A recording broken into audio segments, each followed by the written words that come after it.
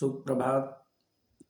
आज हम प्राचीन भारतीय इतिहास में अथवा प्राचीन भारत में स्त्रियों के शैक्षिक परिवेश पर कुछ जानकारी साझा कर रहे हैं। Educational surroundings of women in ancient India. सामाजिक और पारिवारिक संतुलन के लिए स्त्रियों का शिक्षित होना अति आवश्यक है। यह अलग बात है कि अलग अलग कालखंड में व्याख्याकारों ने शिक्षा की व्याख्या अपने अपने ढंग से की है। प्राचीन भारत में स्त्रियों की बौद्धिक उन्नति और उनके शैक्षिक परिवेश उत्कर्ष पर थे। अशिक्षा स्वयं में एक मानवीय अभिशाप है। प्रायः मूर्खता इसी अशिक्षा का प्रतिफल है। ज्ञान की नियमितता व्यक्ति को सुप्रसिद्ध चिंतक बना डालती है और यह सुप्रसिद्ध चिंतक हो जाना सामाजिक संतुलन और स्थिर समाज का परिचायक है। पारिवारिक संतुलन के लिए शिक्षा का होना परम आवश्यक है और अज्ञान जहाँ कहीं जाता है एक नहीं अनेकानेक समस्याओं को लेकर के जाता है। हम जिस प्राचीन सभ्यता की बात उठा रहे हैं यहाँ, उसके संबंध में यह कहने में हमें थोड़ी भी झिझक नहीं है कि प्राचीन भारत में स्त्रियों का स्थान काल के सभी एकांकों में सर्वोच्च रहा है। प्राचीन भारत में स्त्रियां उच्च शिक्षा प्राप्त करती थीं, याज्ञिक कार्यों में भाग लेती थीं और कर्मकांडों में भी सहयोग किया करती थीं। अनेक स्त्रियां वेद मंत्रों की ऋषि भी हैं। ब्राह्मण ग्रंथों और उपनिषदों में वैसी अनेक स्त्रियों की कथाएं वर्णित हैं जो ब्रह्म ज्ञान में पुरुषों के समकक्ष थीं। काव्य मीमांसा में लिखा हुआ है, पुरुषों के समान स्त्रियां भी कवि होती हैं।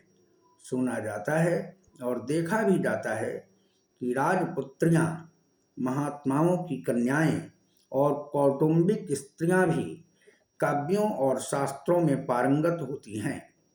गाथा सप्तशती में वर्णित विदुषी स्त्रियों में रेखा, माधवी, अनुलक्ष्मी, शशि प्रभा इत्यादि कवयित्रियों का उल्लेख हुआ है जो अपनी प्रतिभा के लिए सुप्रसिद्ध थीं।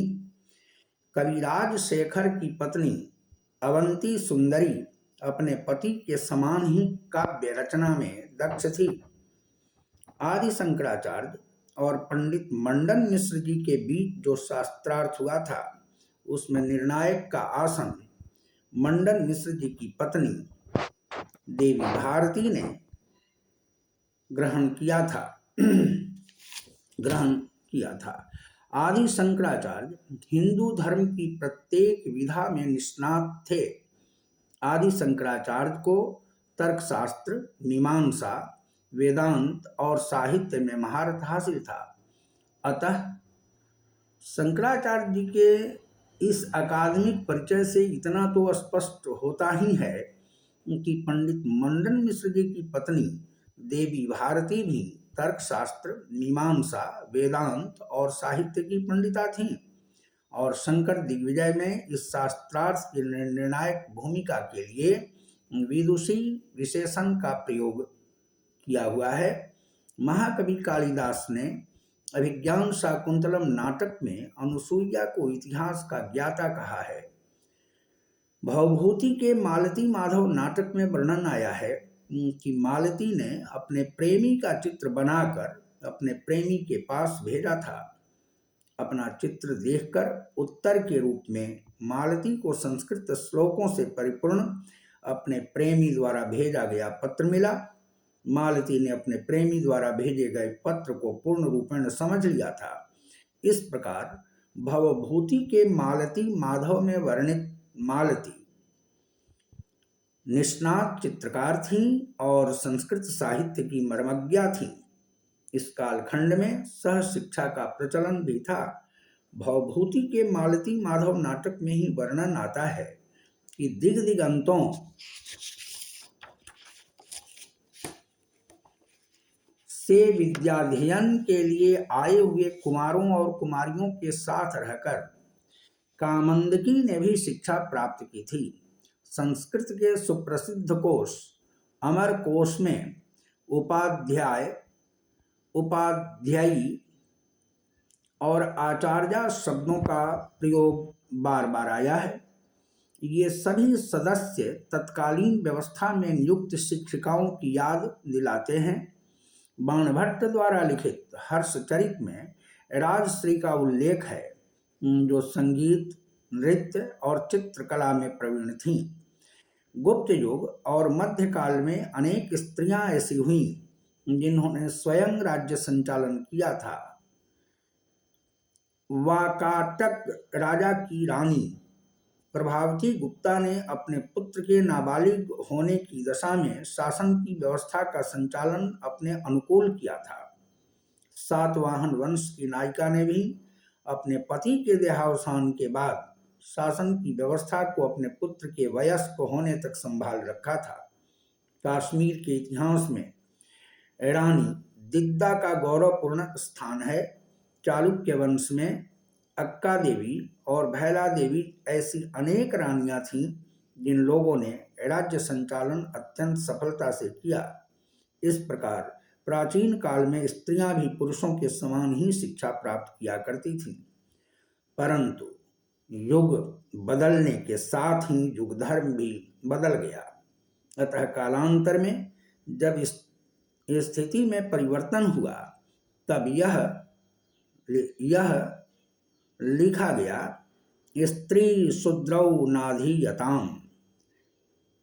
इस श्लोक का तात्पर्य यह है कि स्त्रियों और शूद्रों को विद्याभ्यास करना ही नहीं चाहिए। शूद्रों की भांति भांति स्त्रियों को भी उपनयन संस्कार से अलग कर दिया गया।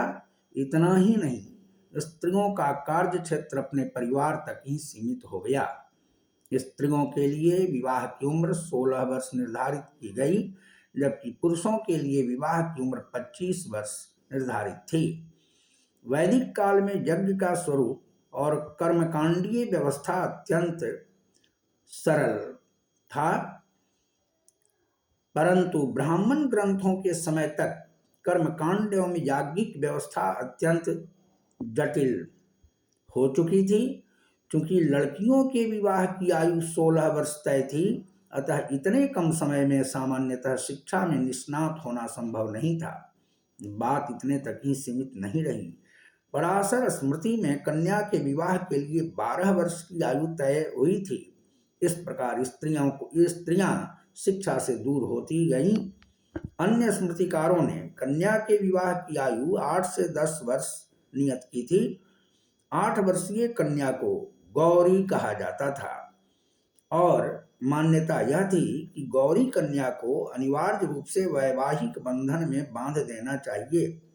4वीं सदी ईस्वी पूर्व में विदेशियों का आक्रमण भारत पर प्रारंभ हो चुका था। सदियों तक यवनों, शकों, पल्लवों, यूईसियों,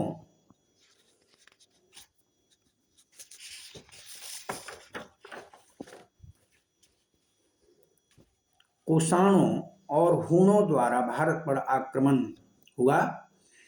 विदेशी आक्रांता निश्चित रूप से भारतीय स्त्रियों के साथ वैवाहिक संबंध के लिए इच्छुक रहे होंगे, परंतु भारत के लोग अपनी कन्याओं की रक्त शुद्धि को कायम करने के लिए प्रतिबद्ध थे और कन्या का विवाह कम उम्र में कर देने का कदाचित यह भी एक मौलिक कारण था। मौर्य युग के पश्चात स्त्री शिक्षा की परंपरा धीरे धीरे कम होती हुई चली गई और पूर्व मध्य युग तक आते आते बहुत मंद हो गई। पूर्व मध्य युग में भारत पर तुर्क अफगानों ने आक्रमण प्रारंभ कर दिया और इस प्रकार बाल विवाह का प्रचलन तेजी से बढ़ा। समय की इस अवधि में संभ्रांत और उच्च कुलों की कन्याएं ही वेद शास्त्रों और अन्य विद्याओं की शिक्षा प्राप्त करती रहीं। वैदिक और उत्तर काल में स्त्रियों की सामाजिक स्थिति पुरुषों के समान ही थी। स्त्रियों के भी उपनयन संस्कार होते थे और तदुपरांत वे यज्ञोपवीत धारण कर गुरुकुल में विद्याभ्यास किया करती थीं। युवती होकर वे स्वयंवर द्वारा अपने पति का वरण करती थीं और परिवार में सम्राज्ञी बनकर रहती थीं। पत्नी के बिना यज्ञ पूरा कर पाना संभव नहीं था। हो गया। विवाह के समय पति और पत्नी दोनों एक दूसरे के प्रति कर्तव्य पालन की शुद्धता की प्रतिज्ञा करते थे। वशिष्ठ सूत्र के अनुसार उपाध्याय की तुलना में आचार्य का स्थान 10 गुना है। आचार्य से पिता का स्थान 100 गुना है और पिता से सहस्र गुना प्रतिष्ठित पद माता का स्थान है। माता के पद की यह प्रतिष्ठा प्राचीन भारत में स्त्रियों की उच्च स्थिति का स्पष्ट प्रमाण देता है। कितना समय हो रहा है? बाल विवाह के कारण स्त्रियों के लिए शिक्षा प्राप्त करना संभव नहीं रहा और वे अपनी सुरक्षा और अपने निर्वाह के लिए पुरुषों पर आश्रित रहने लगी। इस एपिसोड में इतना ही। इसकी अगली व्याख्या जो अभी बाकी है अगले एपिसोड में की जाएगी। धन्यवाद। और आग्रह यह है कि इस चैनल को सब्सक्राइब किया जाए और इसी प्रकार की दिव्य जानकारी यथासंभव देने का प्रयास करेंगे हम। धन्यवाद। कोटि से धन्यवाद।